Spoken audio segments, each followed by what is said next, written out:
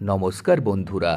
আজ আমরা এমন একটি বিষয় নিয়ে আলোচনা করব যা আজকাল প্রায় প্রতিটি পরিবারেই একটি চিন্তার কারণ হয়ে দাঁড়িয়েছে: শিশুদের পড়াশোনায় অমনোযোগিতা। আপনার সন্তান কি এক জায়গায় স্থির হয়ে বসে থাকতে চায় না? খেলার নেশা, মোবাইল বা টিভির প্রতি কি তার অদম্য আকর্ষণ? বসলেও তার চোখে রাজ্যের ঘুম নেমে আসে। শুধু তাই নয়, অনেক শিশুই বুদ্ধিমান হওয়া সত্ত্বেও কিছু সহজে মনে রাখতে পারে না। পড়া মুখস্থ করতে তাদের কালঘাম ছুটে যায়, মনোযোগ যেন তাদের ধারে কাছেও ঘেঁষতে চায় না। কোনো প্রশ্ন করলে চট করে উত্তর দেয়, মনে নেই কিংবা বুঝি না। এই পরিস্থিতিতে অনেক মা বাবাই নিজেদের অসহায় মনে করেন, কি করবেন তা বুঝে উঠতে পারেন না।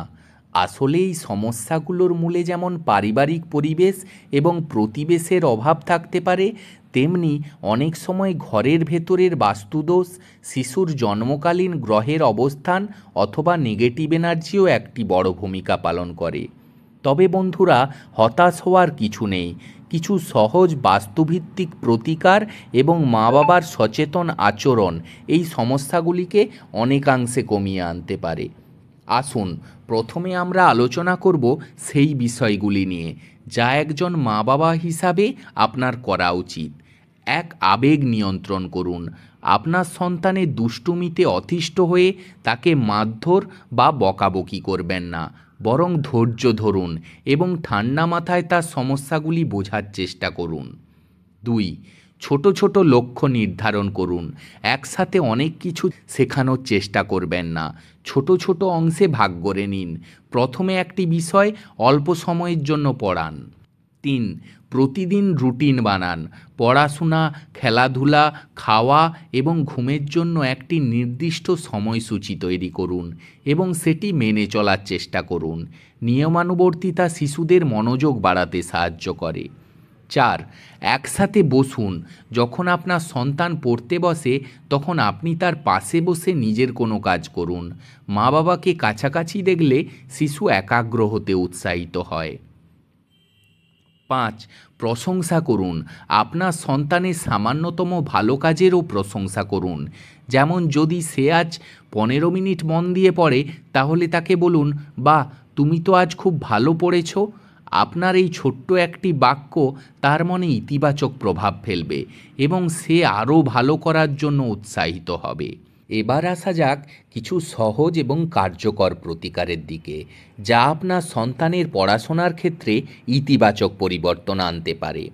1, লাল ফুলের টোটকা। এর জন্য লাগবে 1 পাত্র জল, সে গ্লাসে হোক বা বাটিতে। আর লাগবে একটি লাল ফুল, যে কোনো ফুল হলেই হবে, সে জবা ফুল হোক বা গোলাপ ফুল।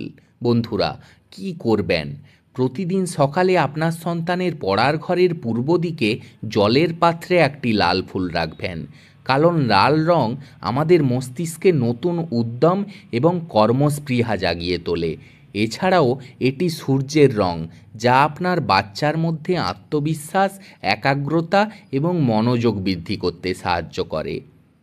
প্রতিদিন সকালে 6টা থেকে 8টার মধ্যে এই কাজটি করুন। পরদিন জল ও ফুল ফেলে আবার নতুন ফুল ও জল রাখতে হবে।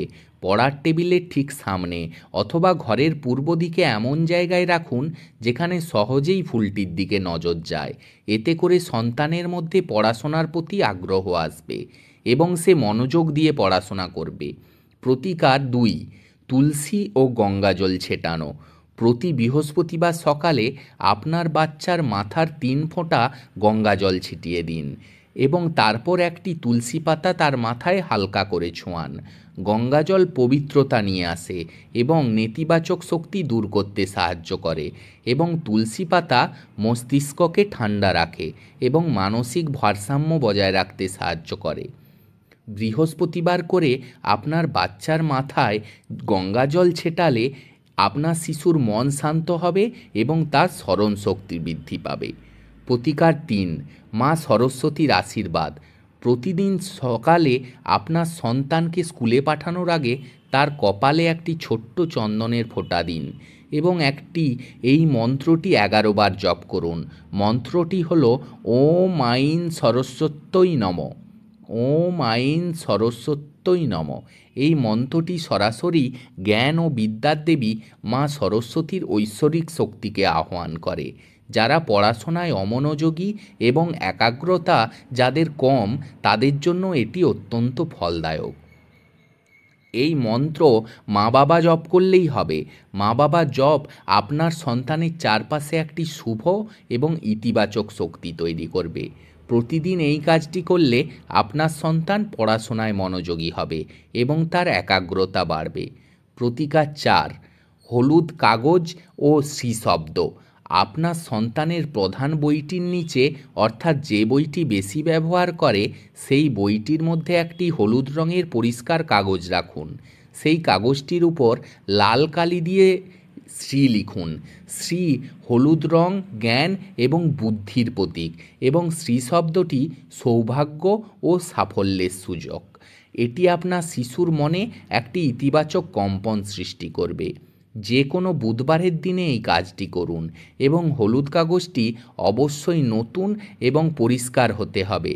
তো বন্ধুরা, এই ছিল 4টি প্রতিকার, যার মধ্যে অন্তত একটি প্রতিকার বিশ্বাস ও ভক্তি সহকারে করে দেখুন, অবশ্যই উপকৃত হবেন। এছাড়া আরও কিছু বাড়তি টিপস আপনাদের বলছি, যা আপনার সন্তানের পড়াশোনায় আরও সাহায্য করতে পারে। আপনার সন্তানকে প্রতিদিন অন্তত 5 মিনিটের জন্য নিজের হাতে কিছু লিখতে উৎসাহিত করুন। এটি তার মস্তিষ্কের কার্যকারিতা বাড়াতে সাহায্য করবে। রাতে ঘুমাতে যাওয়ার আগে আপনার সন্তানকে বলুন, আজ তুমি খুব ভালো পড়াশোনা করেছো। এই ইতিবাচক কথা তার মনে শান্তি এনে দেবে। শিশুর পড়ার ঘরে কালো বা খুব গাঢ় নীল রঙের ব্যবহার এড়িয়ে চলুন। হালকা এবং উজ্জ্বল রং মনোযোগ বাড়াতে সাহায্য করে। রাতে ঘুমানোর আগে আপনার সন্তানের পায়ের পাতা হালকা করে গরম তেল দিয়ে মালিশ করুন। এতে তার ঘুম ভালো হবে এবং পরের দিন সে আরও মনোযোগের সাথে পড়াশোনা করতে পারবে। মনে রাখবেন বন্ধুরা, একটি শিশুর মন গঠন করতে সময়ের প্রয়োজন। অনেক সময় বাইরের পরিস্থিতি আমরা হয়তো বদলাতে পারি না, কিন্তু আমাদের ঘরের ভেতরের পরিবেশ এবং কিছু শুভ শক্তির সঠিক ব্যবহার আমাদের অনেক উপকার করতে পারে। এই সহজ প্রতিকারগুলি যদি আপনারা নিয়মিতভাবে পালন করেন, তাহলে খুব শীঘ্রই আপনার নিজেরাই এই ইতিবাচক পরিবর্তন লক্ষ্য করতে পারবেন। স্মরণ রাখবেন, প্রত্যেক শিশুই একটি বিশেষ সৃষ্টি। শুধু একটু সঠিক পথ নির্দেশনা, একটু ভালোবাসা এবং কিছু শুভ প্রতিকার, যা তাদের ভবিষ্যৎকে উজ্জ্বল করতে তুলতে পারবে। যদি আপনার এই ধরনের আরও কার্যকর প্রতিকার সম্পর্কে জানতে চান, তাহলে অবশ্যই আমাদের চ্যানেলটি সাবস্ক্রাইব করুন এবং এই ভিডিওটি আপনার বন্ধুদের সাথে শেয়ার করুন। ভিডিও দেখার জন্য অসংখ্য ধন্যবাদ। ভালো থাকবেন, সুস্থ থাকবেন। আপনাদের মনে যদি কোনো প্রশ্ন থেকে থাকে, অবশ্যই কমেন্টে জানাবেন। আজকে এখান পর্যন্তই। নমস্কার।